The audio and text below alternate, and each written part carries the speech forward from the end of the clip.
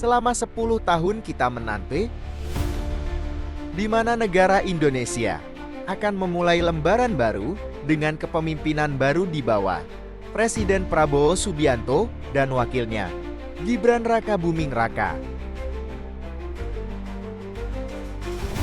Di episode kali ini Ruang Bisnis mau membahas tentang setumpuk tantangan ekonomi dan keuangan negara Indonesia yang menjadi tugas Pak Prabowo.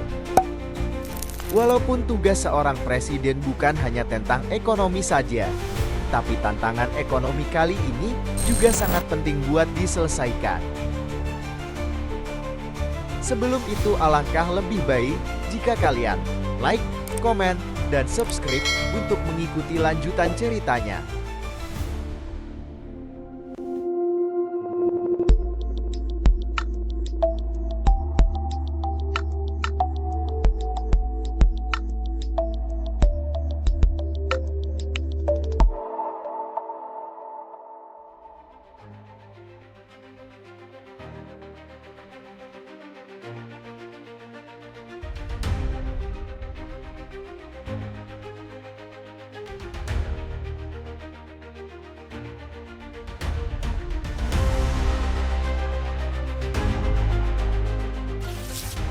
Penyerapan tenaga kerja di Indonesia semakin mengecil, sementara itu jumlah angkatan tenaga kerja setiap tahun itu semakin bertambah.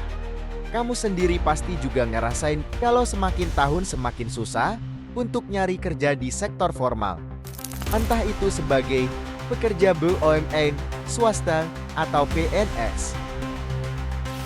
Hal ini sejalan dengan data survei Angkatan Kerja Nasional Badan Pusat Statistik menunjukkan jumlah pengangguran terbuka di Indonesia mencapai 8,43 juta jiwa pada Agustus tahun 2022. Sebanyak 7,99% atau sekitar 673,49 ribu penganggur berasal dari lulusan universitas. Sebenarnya ada beberapa cara yang bisa dilakukan dengan mengelola sumber daya kita dan memperluas tingkat perindustrian kita atau sering disebut hilirisasi. Dan cara yang kedua mempermudah para pelaku usaha untuk melakukan ekspansi.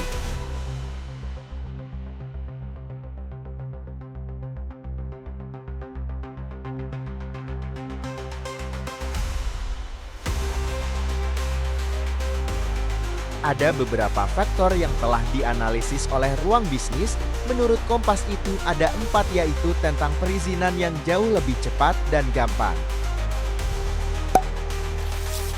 Yang kedua, mereka menganggap stabilitas politik dan kepastian hukum juga masih lebih baik negara tetangga dibanding kita.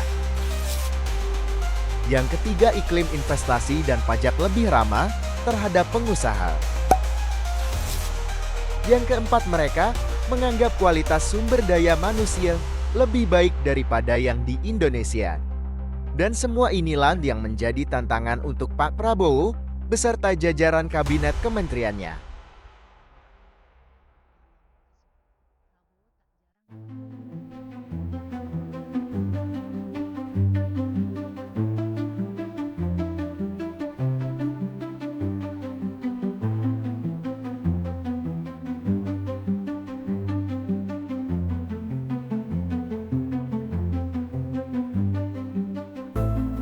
Sebagai presiden, Prabowo bakal menghadapi tekanan untuk mencari jalan keluar. Tantangan buat menjaga keseimbangan antara pengeluaran dan pemasukan negara semakin berat. Apalagi, penerimaan negara diperkirakan terbatas, padahal belanja negara terus meningkat. Mampukah pemerintahan baru menghadapinya? Sekarang, semua mata tertuju pada pemerintahan Prabowo. Bisakah strategi-strategi tadi dijalankan dengan baik? Masyarakat pasti menaruh harapan besar agar pemerintahan baru mampu mengatasi tantangan fiskal ini tanpa memberatkan rakyat. Tentu kita semua ingin melihat Indonesia tumbuh dan stabil. Bagaimana menurut kalian? Apakah Prabowo bisa menghadapi tantangan ini? Jangan lupa untuk like, subscribe, dan nyalakan loncengnya untuk video menarik tentang ekonomi, politik, dan tantangan terbaru yang dihadapi negeri ini.